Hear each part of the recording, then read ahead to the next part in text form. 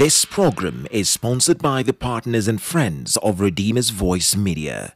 I want to continue with a series of teaching that I've been doing since yesterday on the impact of walking with God.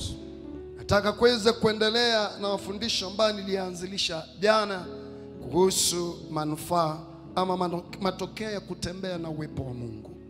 All great men in the scriptures, watu wakuu wote katika maandiko, from the days of Abel till today, tokea siku za Habili mpaka wa leo, these men have shown one common thread that has gone through them, and that is the heart of loving God and the commitment to walk with God.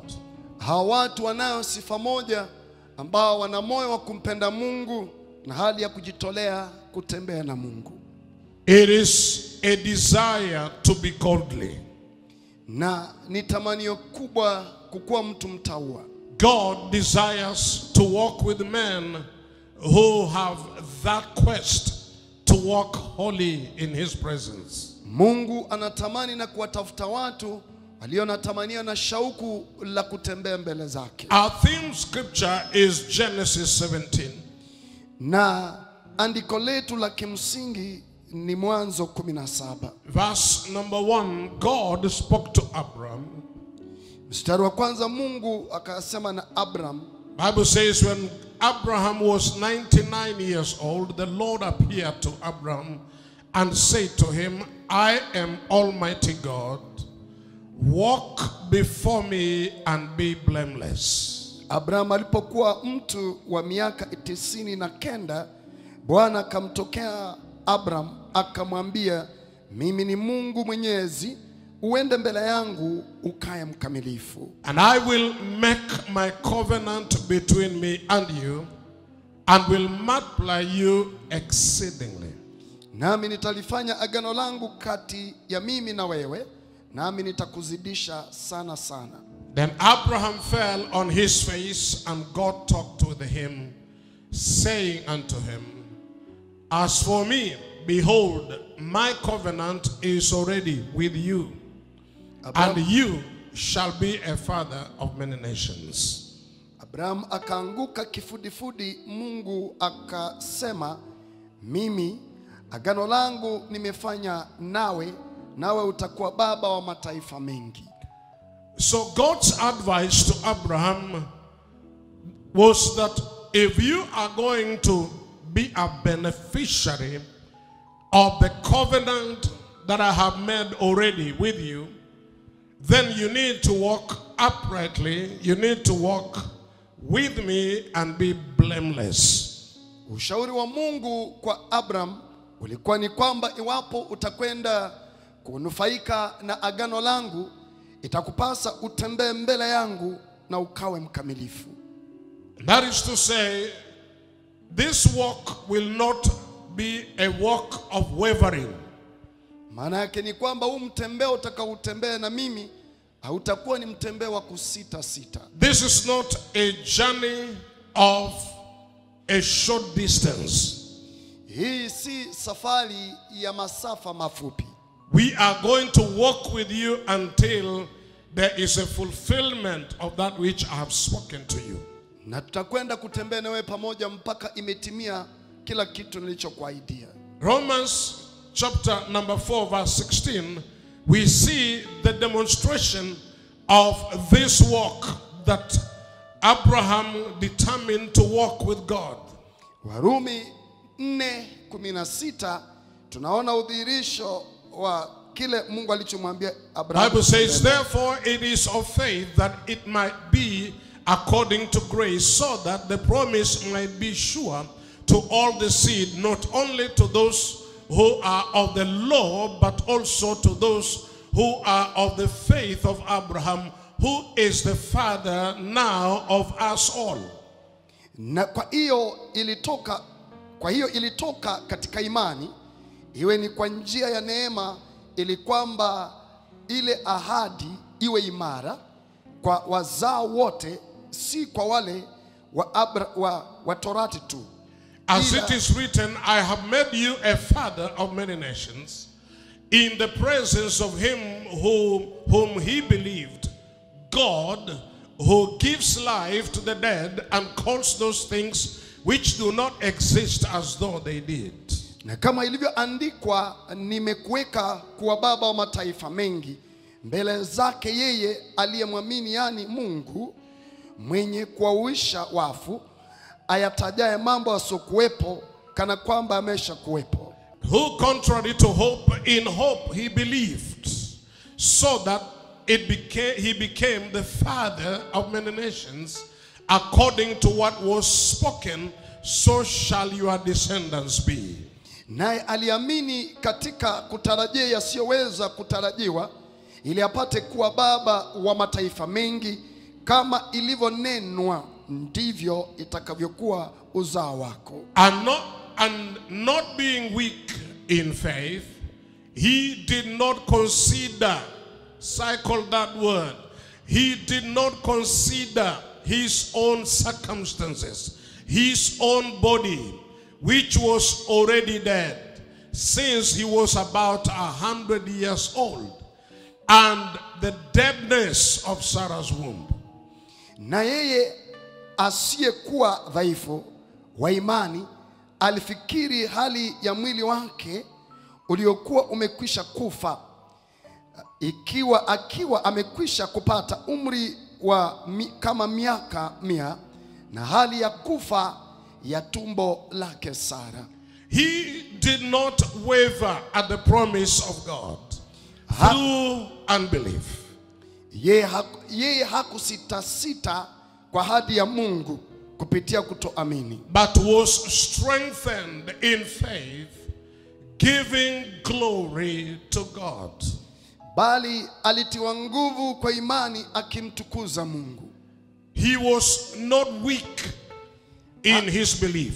Hakukuwa dhaifu katika kuamini kwake. He was not wavering in his faith. Na hakusita kwa habari ya imani yake. He had a full assurance in his heart.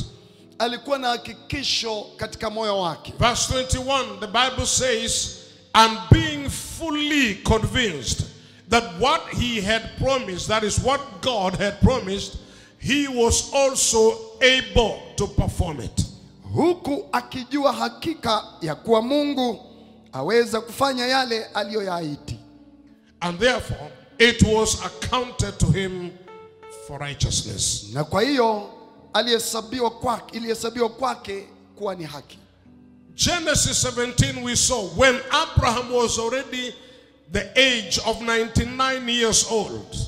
Tuliona katika Mwanzo Ibrahim alipokuwa na umri wa pata miaka 90. That's when God comes to him and he says to him, this is the journey we are now beginning. As much as he had seen God and he had received the promise of God and obeyed, from chapter 12 he was already walking with God, but God now comes to put an emphasis that if this thing is going to operate in your life, then you need to walk before me and be blameless. Mungu alipomjia Ibrahimu kuanza safari, ijapo alikuwa ameshatembea na Mungu tokea sura ya 12, lakini Bwana akaja kutilia mkazo ya kwamba iwapo utakwenda kupata manufaa ya kitu hiki, imekupata utembee mbele zangu na ukae mkamilifu.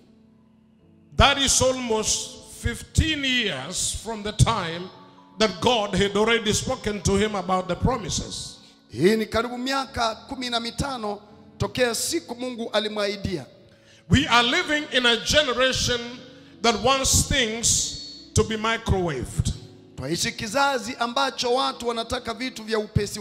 We want things so fast. Twavitaka vitu vije kwa kasi. You want to finish your degree and you want to get a job that you will earn 1 million shillings. Wataka umalize masomo yako kwa shahada na upate kazi ya shilingi milioni 1. And if you don't get a job of 1 million, you will corrupt your way so that you get money quickly to buy a car, to buy a house, or to look famous. Na usipo ipata kazi kwa haraka, utahonga njia yako upate kazi, ununue gari nzuri, uonekane mtu mwenye kubarikiwa. Let me tell you, men who have been patiently walking with God, God has never disappointed them. Sasa nikwambia, watu waliotembea na Mungu kwa uaminifu, hamna mali Mungu amewapungukia ama kuacha. That's why the Bible says Abraham did not waver in faith. He was not weak in whatever he was doing. He held on regardless of his age. He did not consider what age he was and the frailty of his own body. Na Ibrahimu na yeye hakusita akaangalia hali ya kufa ya mwili wake. The circumstances dictated otherwise. Hali zake zilikuwa zinaongea mambo tofauti. Things were not good. Mambo hayakuwa mema vile. The wife was already old. The womb is dead. Mkewe alikuwa amezeeka kabisa, utumbo wake umekufa. This man is 100 years old. Mtu huyu ana umri wa miaka 100. But whatever God said, he believed. Lakini kila alichosema Mungu akaamini. He did not waver in unbelief. Hakusita katika kutoamini. If we are going to walk with God, the walk of God is a walk of faith. Iwapo tunakwenda kutembea mbele za Bwana, kutembea kwa Mungu ni kwa imani. It has got to be of faith. Lazima iwe inatokana na imani. And it is faith because we have put God as our priority in our decisions. Na ni ya Mungu ni kwa sababu tumempa Mungu kipaumbele katika maamuzi yetu. Somebody shout amen. Tusema amen. Hebrews chapter number 10 verse number 36. Waebrania 10:36. Let's begin from verse 35. Tuanzie 35. The Bible says, verse 35, therefore do not cast away your confidence, which has a great reward. Biblia inasema ya kwamba basi msiutupe ujasiri wenu, kwa maana una thawabu kuu. For you have need of endurance.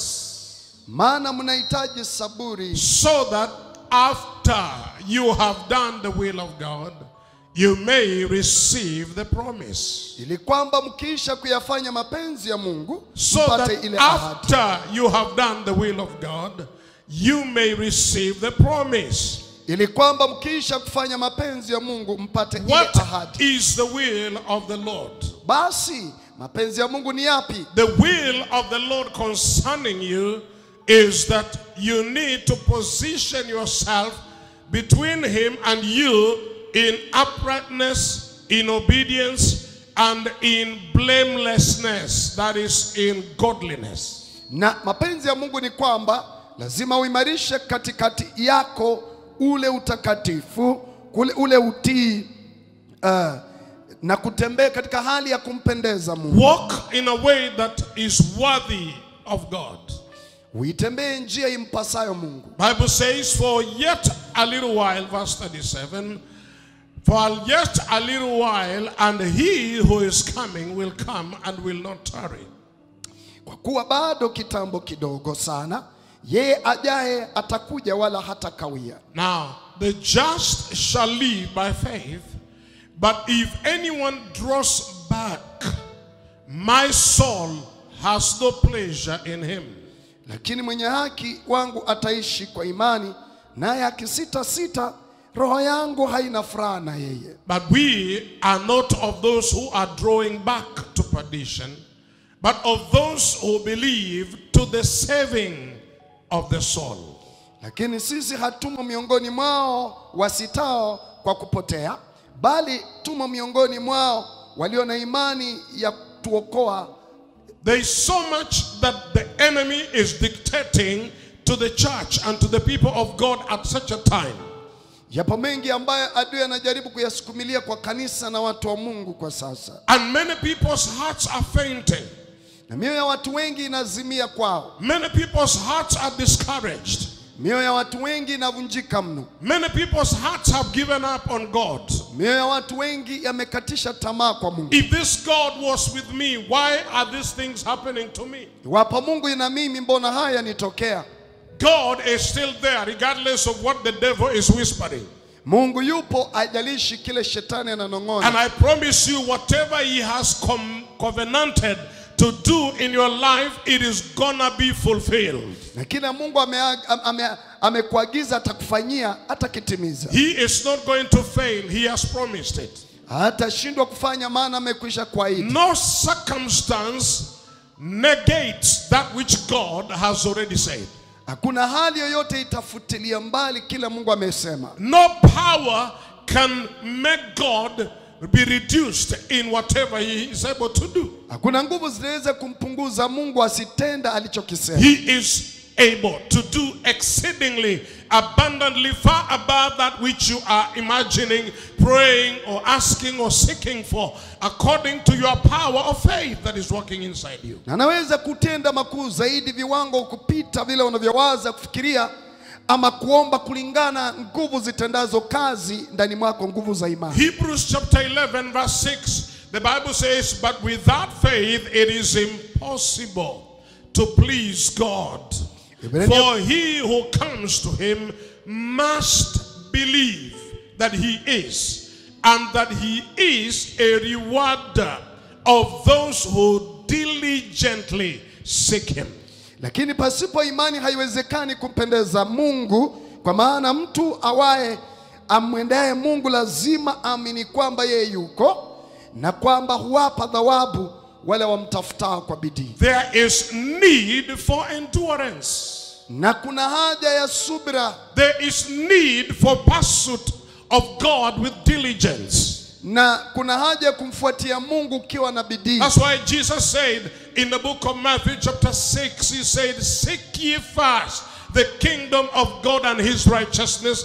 These other things are only additionals. Yesu akasema, Yesu utafute kwanza ufalme wa Mungu na haki yake, haya mengine ni ya kuzidishia, ni ya ziada tu. God is adding these things.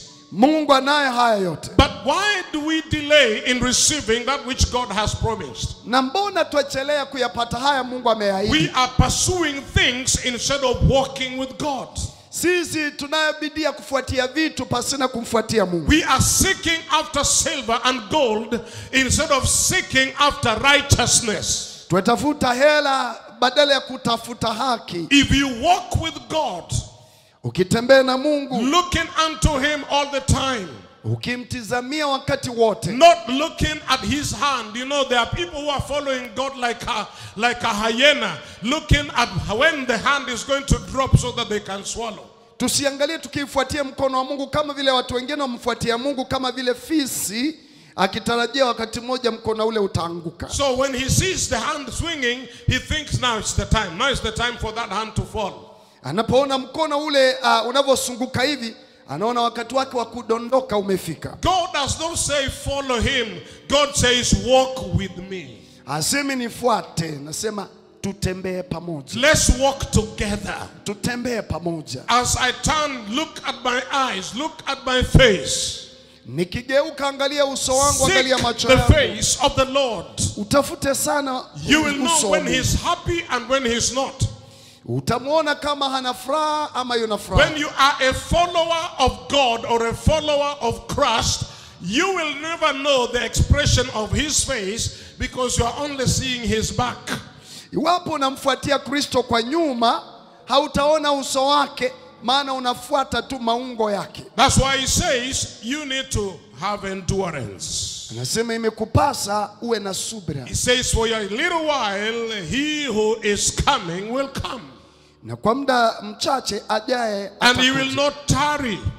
Wala hata kawia. Now that is either way, but what I want to talk about is he is coming to give you a breakthrough. He will not tarry. Anakuja akupe mpenyo na hata kawia kabisa. We're not talking about his second coming or his coming in rapture. We are talking about his manifestation as he looks at your endurance, as he looks at your faith, as he looks at your walk. I assure you his breakthrough comes as you continue to walk with him. Na sisemi kwamba atakuja katika kule kuja kwake kwa pili kulinya kwa kanisa, lakini naongea kwamba atajidhihirisha, ataonekana kwako wewe kwa sasa unayetarajia kuonekanie. Now the just must live by faith. Lakini mwenye haki wangu ataishi kwa imani. What is living by faith? Je, kuishi kwa imani kuna maanisha? It is walking worthy of the Lord, or living worthy of the Lord. Ni kuishi kama ikupasavyo kwa Bwana. Bible says in the book of Ephesians chapter 4 verse 1. Efeso 4 mstari wa kwanza. Bible says that I, therefore, the prisoner of the Lord, beseech you to walk worthy of the calling with which you are called. Kwa hiyo na wasi mimi niliyemfungwa katika Bwana, mwenende kama ilivyostahili wito wenu, kama with mlivyoitwa. all lowliness and gentleness, with long suffering, bearing with one another in love. Kwa unyenyekevu wote na upole, kwa uvumilivu mkichukuliana katika upendo. Colossians 1:10. Kolosai 1:10. Bible says that you may walk worthy of the Lord. Nyinyi mutembee iwapasavyo kwa Bwana. Fully, somebody shout fully. Fully pleasing him, being fruitful in every good work, and increasing in the knowledge of God. Mwenende kama ulivyo wajibu wenu kwa Bwana, mkimpendeza kabisa, mkizaa matunda kwa kila kazi njema na kuzidi katika maarifa ya Mungu. That you may walk worthy of the Lord. Mukatembee iwapasavyo kwa Bwana. That's what a walk of faith, because the Bible says without faith it is impossible to please him. He says when you draw back, his heart will not be pleased with you. Maana hiyo ni mtembee wa imani, kwamba utembee ukimpendeza Mungu, ya kwamba ukisita na kurudi nyuma, roho yake haitapendezwa nawe. That's why the Bible says that you may walk worthy of the Lord, fully pleasing him, being fruitful in every good work, and increasing in the knowledge of God. So walking by God is a matter of growth and increase. Mkienenda kwa ulivyo wajibu wenu kwa Bwana, mkimpendeza kabisa, mkizaa matunda na kutenda kazi njema na kuzidi. You cannot acquire the knowledge of God outside his presence. Huwezi pata maarifa ya Mungu nje ya uwepo wake. You need to walk with God. Imekupasa utembee na Mungu. And as you do, he will whisper things to you. Na unapofanya hivyo atakunong'onezea His mambo. spirit will give you direction. Roho wake atakupa He mwongozo. will direct your feet. Ataongoza nyayo za miguu He yako. will help you receive knowledge Atakusaidia kupokea maarifa and revelation na ufunuo and the wisdom na hekima on how to live wisely here on earth. kwa jinsi ya kuishi kwa njia ya busara duniani. God wants you to walk with him so that you acquire the knowledge of God. Mungu anakutaka utembee naye uweze kupata maarifa ya Walk Mungu. worthy of the Lord, fully pleasing him, Ukitembea inavyostahili Bwana, so ukipendeza that your kabisa, life may be productive. ili maisha yake yao ya kuzaa matunda. Your own life should be productive Maisha yako yao yenye in kuzalisha the things of God, katika mambo ya not Mungu. to be a barren believer, Usiye mwaminio not aliyetasa. to be a barren walker in the kingdom. Usiwe tu mtendakazi ambaye ni tasa You katika need to ufalme. be a fully pleasing and a fully fruitful, Uwe mtu ambaye anampendeza Mungu kabisa increasing na kuzidi, in the knowledge of God. ukizidi katika maarifa yake Mungu. May you be fruitful Ukaweze kuzaa as you walk worthy of this calling. unapotembea istahilivyo wito huu. Verse 11 says, strengthened with all might. Mkiwezeshwa kwa uwezo wote. As you walk with God, you cannot be weak. Unapotembea mbele za Mungu hautakuwa For dhaifu. those who wait upon the Lord, they shall be strong, Watembea mbele za Bwana watakuwa hodari and they shall do exploits. na watatenda makuu. You need to walk worthy of the Lord and be strengthened with all might according to his glorious power, for all patience and long suffering with joy. Ya kwamba mkiwezeshwa kwa uwezo wote kwa kadri ya nguvu ya utukufu wake, mpate kuwa na saburi ya kila namna na uvumilivu pamoja na furaha. Giving thanks to the Father, mkishukuru Baba, who has qualified us to be partakers of the inheritance of the saints in the light. aliyetustahilisha kupokea sehemu ya urithi wa watakatifu katika nuru. If you know that you have already been qualified, you will not be going everywhere complaining and seeking and looking for things that your heavenly Father, the possessor of the heavens and the earth, the maker of all things, he that owns silver and gold, who owns all the cattle on 1,000 hills, he is the one who has qualified you to be a partaker of all these things. Why should it be that we are looking for things that already he has qualified you to receive? As you seek him, you receive them. Na huyu Mungu wetu ambaye amekustahilisha wewe, imekupasa wewe kutambua hili, ili usiende huku ukinungunika ukilalamikia kuhusiana na Mungu ambaye anamiliki mbingu na nchi na kila kitu. Fedha na dhahabu ni za kwake, ng'ombe katika milima elfu ni za kwake. Unapojua kwamba amekwisha kustahilisha kupokea urithi huu, you don't have to be worried about them. hivyo basi moyo wako usisumbukie mambo haya. Walk worthy of the Lord. Tembea ikustahilivyo mbele za Don't allow circumstances to sway your faith. Usiruhusu hali zako kuyumbisha imani yako na moyo wako. Even if you don't have money, you still believe God is the provider. He is the supplier. He is still Jehovah Jireh.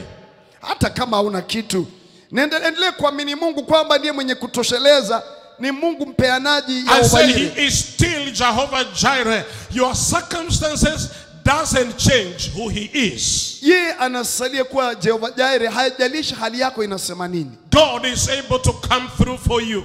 Mungu anaweza akujilie akusaidie. I say again, in a short while, he is coming through for you. Nataka kusema kwa muda mfupi ajaye atakuja kwako. Do not waver at his promises. Usisite kwa habari ya ahadi zake. I say, do not waver at his promises. Usisite kwa habari ya ahadi zake. He is able even to raise those who are dead. Anaweza kuisha hata waliokufa. Shout hallelujah. Hallelujah. Lift up your hand and shout, I will walk by faith. Inua mkono sema nitatembea kwa imani. And walk worthy of my Lord. Nitatembea inavyonistahilia I Mungu. will live to please my God. Nitaishi kumpendeza I'm Mungu. not living to please men. Siishi kupendeza watu. I live to please Jehovah God. Naishi kumpendeza Yehova. Whether I have it or I have nothing. Niwe naye nisikuwe na chochote. The time I believed in Jesus, Siku zile niliamini Yesu. I didn't have clothes, I didn't have shoes, I didn't have good food. Sikuwa na mavazi mema, viatu wala I chakula. was sitting on a bare floor in a prison cell. Nalikuwa nimeketi kwenye sakafu pasina kitu But gerezani. this God changed my story. Lakini Mungu alibadilisha story yangu. As you walk worthy of the Lord, Unapotembea inavyomstahili He will Bwana, transform your life from one glory to the next glory. atabadilisha maisha yako utukufu hadi mwingine. There is a new dimension coming your way. Kuna upeo mpya unakuja kwako. He is lifting you with His almighty hand. Anakuinua na mkono wake hodari. Our God is never weak. Mungu wetu si dhaifu. He can carry you through. He Atakupitisha. will show Himself strong on your behalf.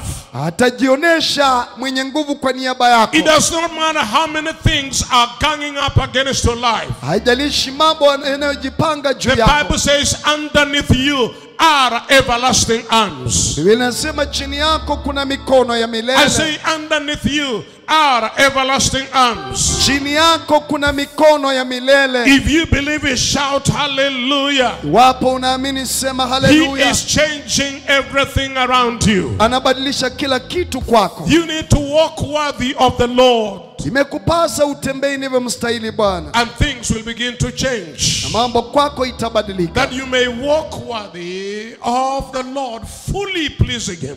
Utembee mbele zake Bwana ukimpendeza. Glory to the name of Jesus. Utukufu kwa Yesu. Now, the Bible says in Colossians 2 verse 6, Wakolosai 2:6.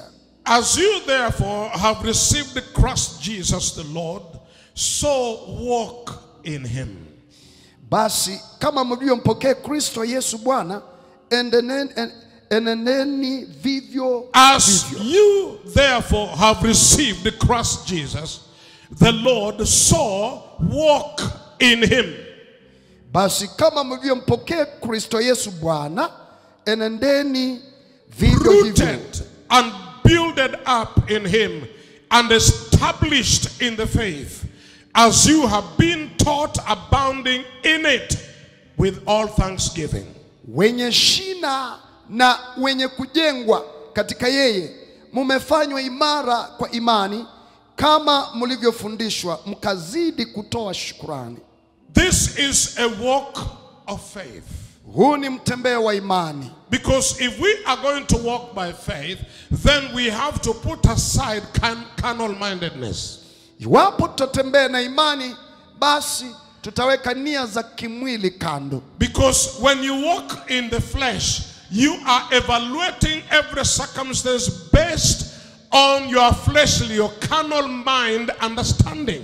Ukitembea katika mwili, unaangalia kila kitu kulingana na akili na mawazo yako ya kimwili. But God wants you to walk in the spirit.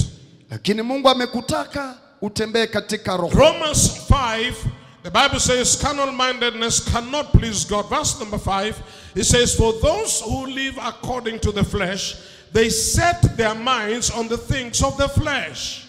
But those who live according to the Spirit, they set their minds on the things of the Spirit.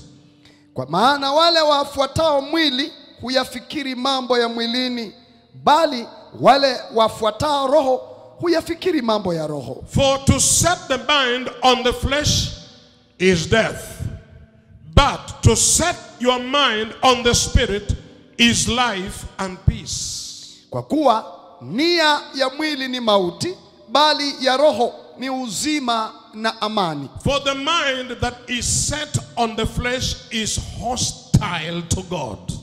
Kwa kuwa ile nia ya mwili ina uadui juu ya Mungu. For it does not submit to God's law.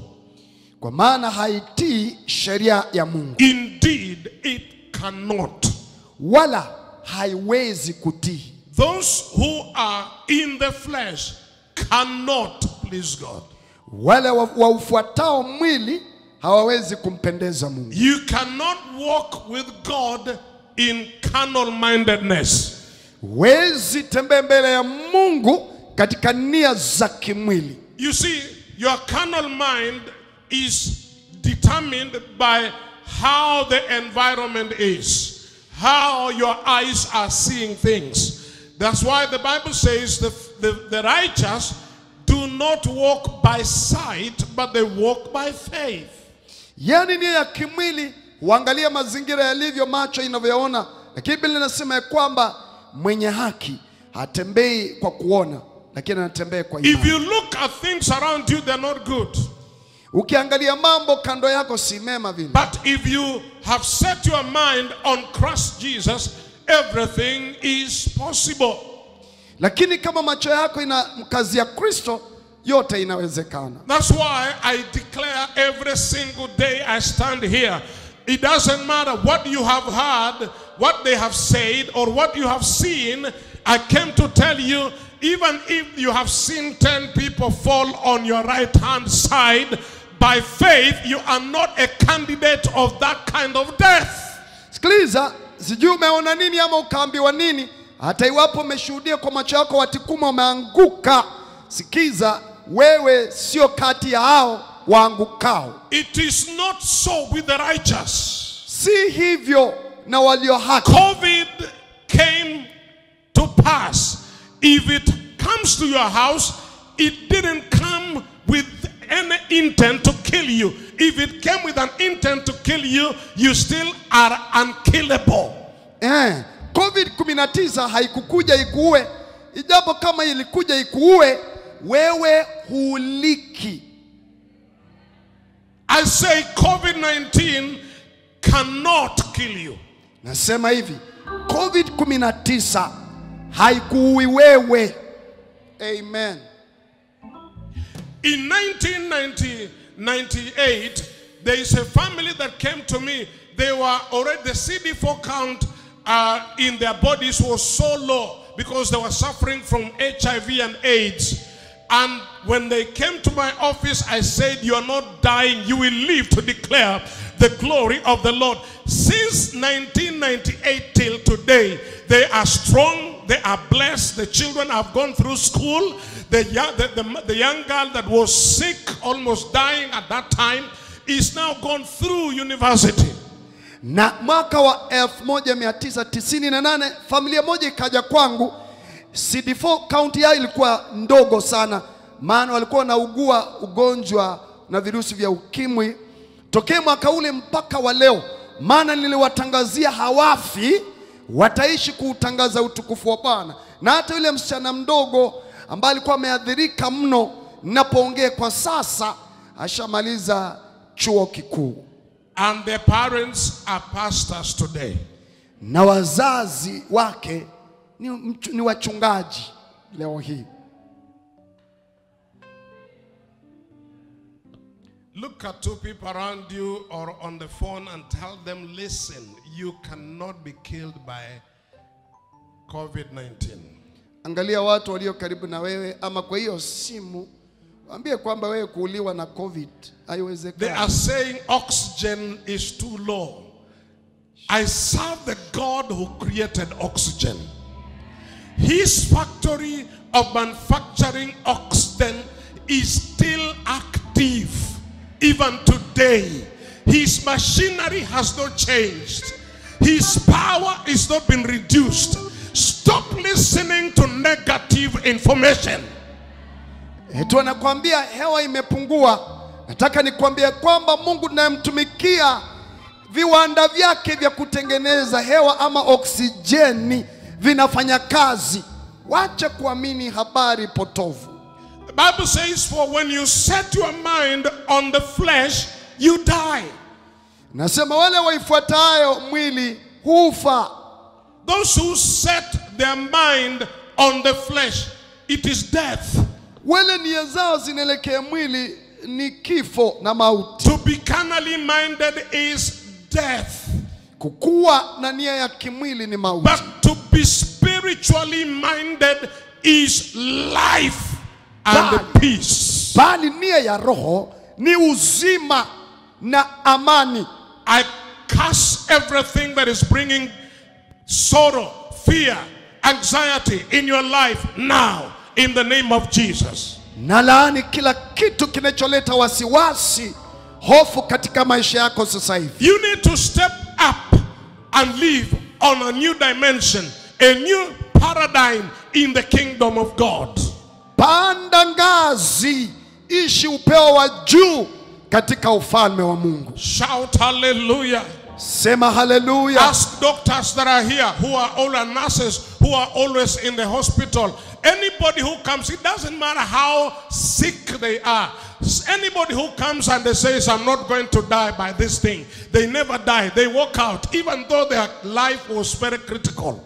Natauliza daktari ama wakunga walioko hapa hivi, mtu yeyote aliyekuja hospitalini akasema sifi, hata kama hali yao ilikuwa inasema kingine, wao wanaondoka hospitali wakiwa wazima. Because life and death is in the power of your tongue. Maana uzima na mauti vimo kwenye uweza wa ulimi wako. Change your narrative. Badilisha ungamo lako. I say change your narrative. Badilisha ungamo lako. I came here this night to say this. Nalikuja usiku leo nikwambie. It does not matter the variant they are talking about. Whether it is Indian or Italian or whatever, I came with another variant called the kingdom variant. It is the kingdom variant of the word of God. It varies whatever variant has been spoken in your life. Kwa hivyo haijalishi kirusi cha namna gani kilichokuja kwako, kiwe kirusi cha aina ya India, Italia ama wapi. Nami nimekuja na kirusi kingine tofauti, kinachotofautiana na hivyo virusi vingine, kina uwezo wa kuviangamiza vyote. Kisumu is not going down because of COVID-19. Kisumu hauanguki kwa sababu ya COVID-19. We are not going to bury people in Kisumu because of COVID-19. Kisumu hatutawazika kutokana na COVID-19. Amen. Hello. If God be God, iwapo Mungu ni Mungu, let him be the God, the defender of this city. Wacha nawe Mungu mtetezi wa mji huu. Is somebody listening to me? Je, unanisikiza? Come on, can somebody get angry? Say, devil, you have no power over Kisumu, over Kakamega, over Kisii, over Nyamira. You have no power over Homa Bay. You have no power over Siaya. You have no power over Kakamega or Vihiga. You have no power over Bungoma and every other nation in this country. Any other county in this country. We nullify every infectious spirit of COVID-19 in the name of Jesus. Come on, everybody, curse it, demolish it, destroy it, nullify, futilia mbali, change the narrative now. Badilisha usemi huo in the name of Jesus. Katika jina kuu la We Yesu. are engaging ourselves in the spiritual realm. Our dimension changes. We are not going to be carnally minded. We are spiritually minded. We are not speaking carnally. We are speaking the word of faith. And the Bible says this word of faith which we speak is near us. In the name of Jesus, let the word of God be effective in the city. In the name of Jesus. Everybody stand up on your feet and pray. Break every spirit of death. Break every yoke of Satan. In any hospital in this land. In the name of Jesus. Come on, can I have some aggressive people this day? Come on, be aggressive. In the name of Jesus.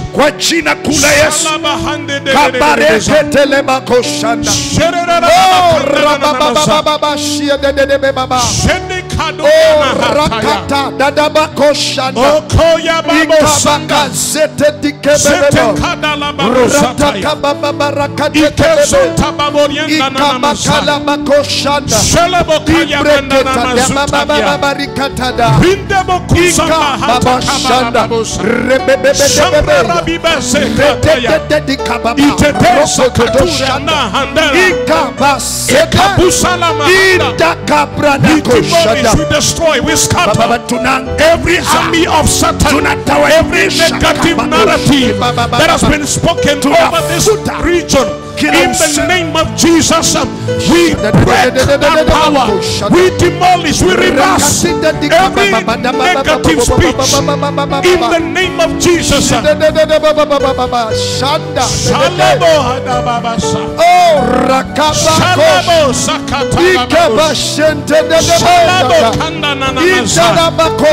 We speak healing over the land. We change the atmosphere. In the name of Jesus. We change the atmosphere.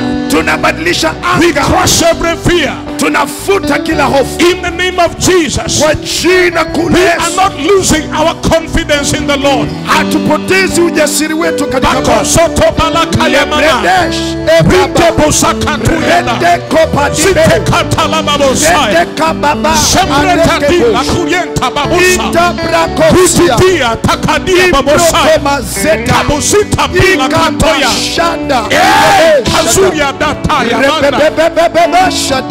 My God,